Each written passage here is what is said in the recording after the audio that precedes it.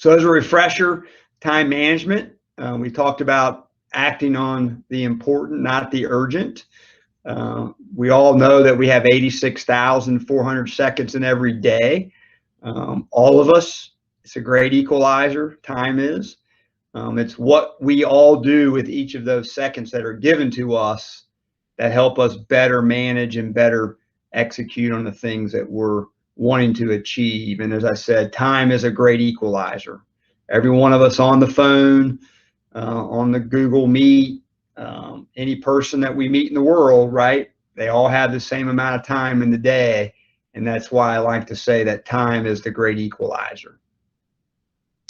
So some homework as a refresher, we said, think about your last 24 hours. So not yesterday to today, but back when we did the session. And we said, list all the things you did in the last 24 hours. Where did you spend the bulk of your time? And I referenced the priority matrix, and then kind of self-assess yourself. How productive was your last 24 hours? And then I said in the journal, write down your next 24 hours. I think that is a powerful, powerful way to really say, how am I best utilizing my time as it relates to the priority matrix and our goal statement. So it said, reread your application on your goal statement, review the SMART process for goal setting, reread your application and goal statement, and then rewrite your goal statement. So that was the homework. And then we're going to go into the thing that we said that we would do next, which is challenge yourself to manage your time differently using the time equalizer matrix. How are you spending time, and are you spending time in quadrant 2? 3 questions I asked you to ask yourselves. Are you committed or interested in your goal? And what's the difference between committed and interested from our last session? Anybody remember?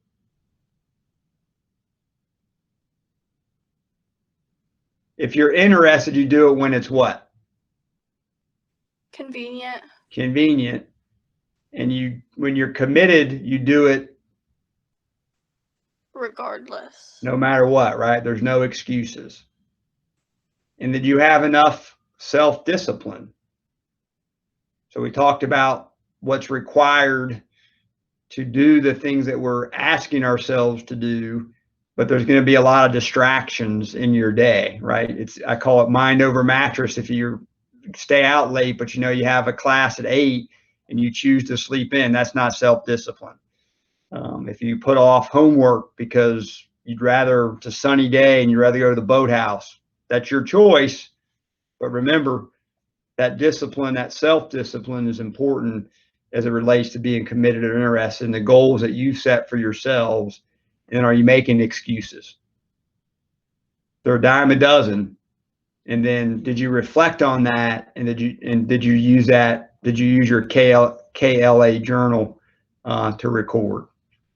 So then, Andy, the next slide that we talked about was asking for 3 volunteers to share your before and after examples of your KLA goals, and then what changed from the first time you wrote your goal. So just asking for 3 volunteers to review what we talked about before and after, and then really in summary, what changed from the first time you wrote your goal to the homework assignment.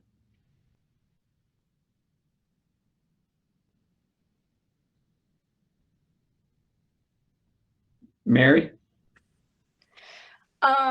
So the goal that I wrote before was centered around a job that at the time I was very interested in at Sunoco. So it was to accept a job on the Oracle deployment team prior to graduation, but then as things shifted and I got some different opportunities, I decided that role was not the one that I believed would make me the most happy. So what shifted was additional offers and then my acceptance of a different job.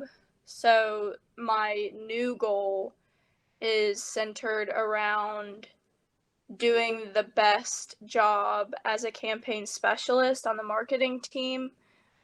So dedicating the time that I need to dedicate to get projects done, deliver things on time, and then just continue to conduct myself in a professional manner. So this goal is centered more around direct tasks related to just professional development and growth rather than a specific role that I would hope to accept. Good. So your situation changed, which again, you look at Mm-hmm. your goals differently, and that happens. So I think Mm-hmm. that's a good example of where when you started, you thought one thing, you realize there may be some other options. So now that you've been able to be offered that role, now you're thinking about the role differently and what goals are you going to have for the role that you've decided. So that happens. So that's a good example of life. Things Mm-hmm. do change and you have to adapt. Thank you for sharing. Mm-hmm. Two more I'll have to ask, and I'm gonna have to start alphabetically. Alicia, you might lose on both ends if I ask for it at the start of the alphabet or the end. I'm just kidding. Kelsey, I see that your hand, or you went up and volunteer. Yeah, during my application, my goals haven't really changed since then, but when I looked at them, I realized they weren't really specific. So I want to go to grad school, so I put specifically what I want to do major-wise or what area I want to go into and then go into work. So I changed it by saying what industry, and then I never really thought about I want to open my own business, but I never really thought about by when I want to do that. So I kind of sat down and figured out around when that would be plausible. Great.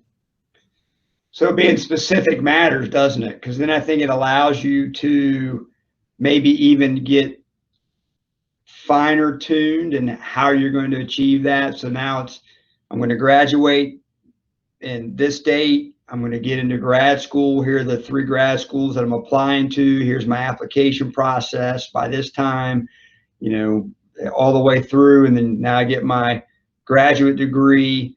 I want to be employed for X number of years and then gain as much knowledge as I can in X, Y, and Z so I can open my business by this date. And that matters. And I think being able to have that at least vision and goal setting will allow you to really hone in on what matters to you. And then again, you may get into grad school and think, wow, that's not really what I thought it was going to be.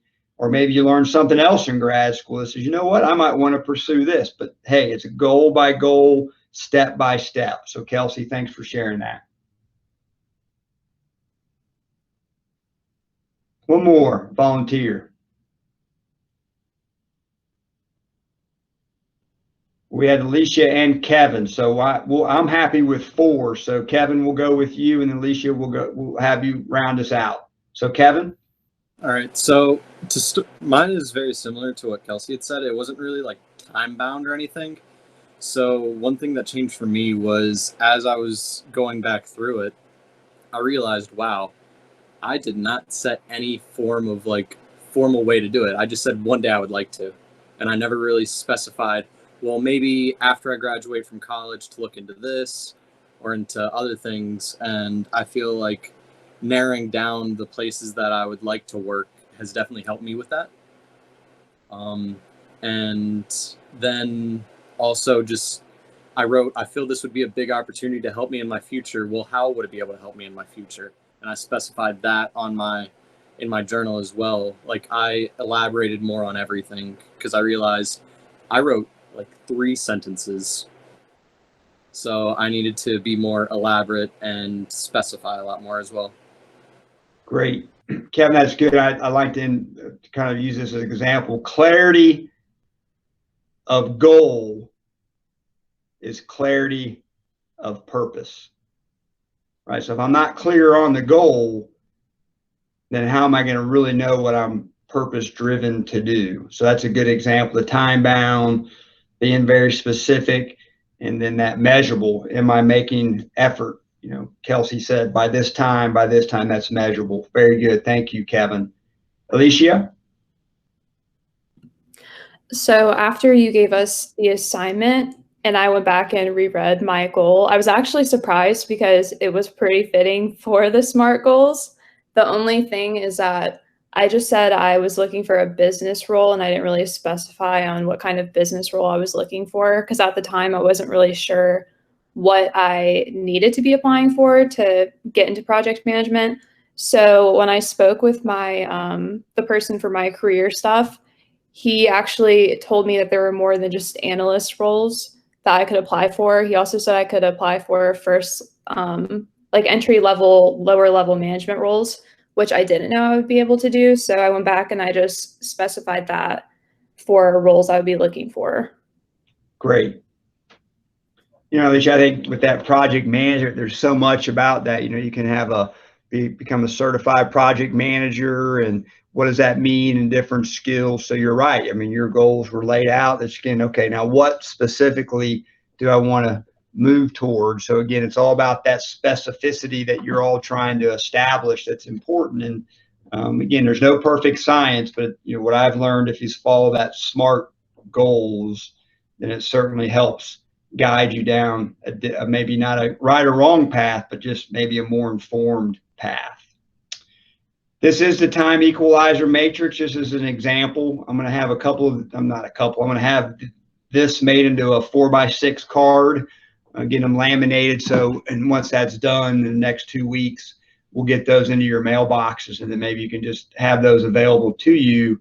So I think it is important that when we think about where you're spending your time, and having this as just a reminder, whether you put it up in your room or you carry it in your book bag, that time optimization and that deep work zone is important.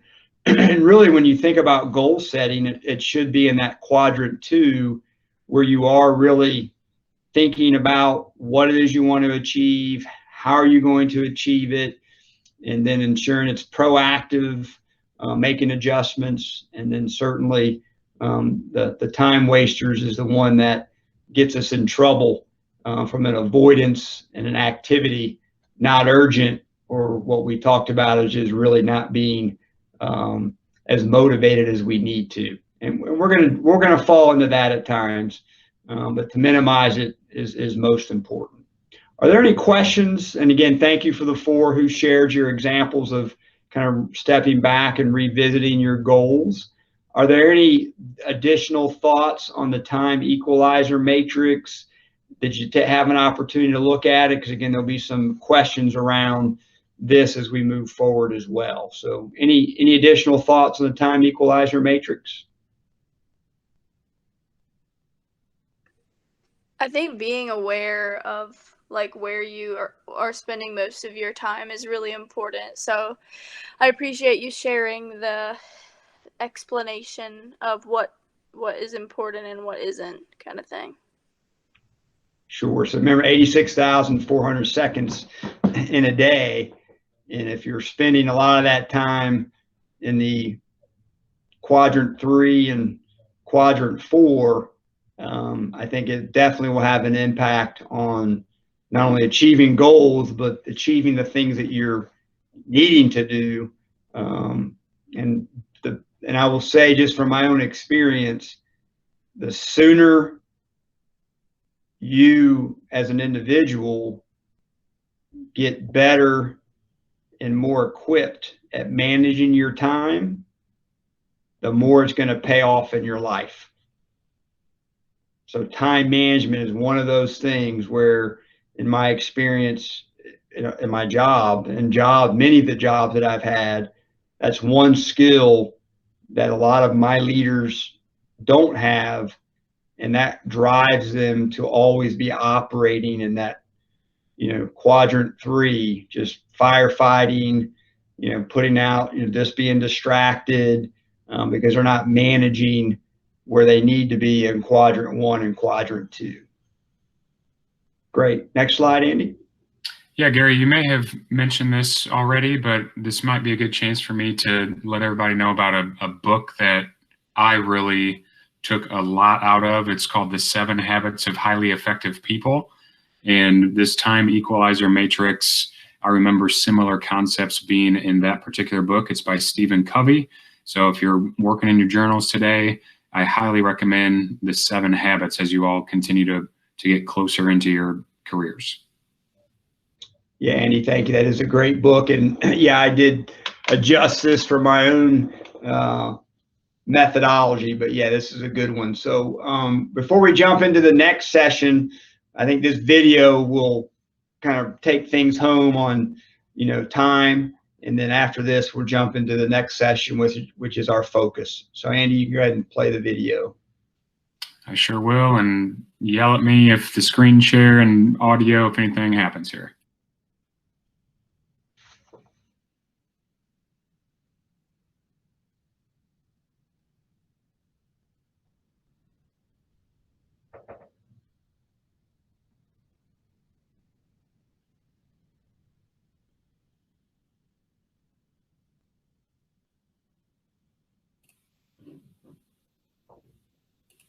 It's very, very simple to get what you want, but it's not easy. It's your job to make yourself do the crap you don't want to do so you can be everything that you're supposed to be. And you're so damn busy waiting to feel like it. And you're never going to. Ever. No one's coming. No one. No one's coming to push you. No one's coming to tell you to turn the TV off. No one's coming to tell you to get out the door and exercise. Nobody's coming to tell you to apply for that job that you've always dreamt about. Nobody's coming to write the business plan for you. It's up to you. And because you're only ever going to do the things that you feel like doing right now or that feel good right now, unless you understand that you've got to parent yourself, you've got to push yourself, you're not going to make your dreams come true.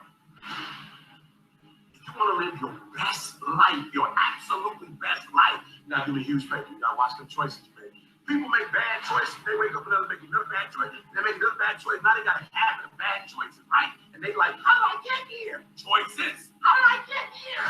You trying to get to certain places, but you ain't making the choices that's going to get you there. You all in your feelings.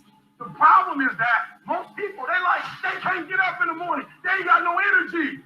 They don't got the energy to keep up with me. I'm like, fool, ain't nothing wrong with you. You just ain't got the stamina. You just ain't got the energy. You can't smart everything. You can't outthink everything. Some stuff is just, you gotta be powerful. It's just some stuff that you gotta have stamina for. You just too slow. It just takes you too long. You wake up, take you 3 weeks to do what it can take 24 hours to do. It don't make you a bad person, but you're gonna forever be average because to be great, you got to keep up.